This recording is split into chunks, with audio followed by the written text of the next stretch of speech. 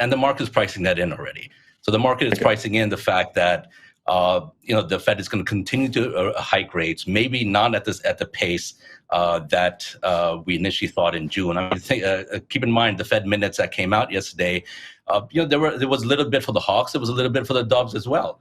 So we saw an initial sort of bounce back in the market before it kind of settled back down, but we didn't see a massive sell-off because the market is expecting the Fed to continue to hike rates even well into 23. Okay, we don't see a rate cut before maybe mid 23 at this point.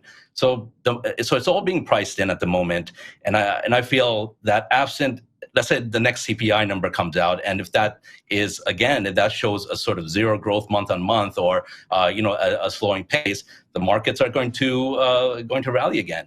So I'm thinking about it. It's the pace has led to a sort of reduced yields. Dollar did sell off from its highs, but nevertheless, we're in this sort of, I wouldn't say Goldilocks, but in this scenario where there is enough support in the market, and the positioning is such, because the positioning is still very defensive in nature, right?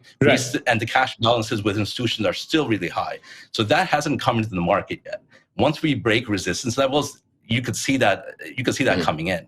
And then the crypto narratives are pretty strong at this point. I mean, look at the meme coins that are rallying.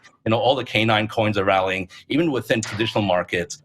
Look at the short covering we're seeing in Bed Bath & Beyond and all the retailers.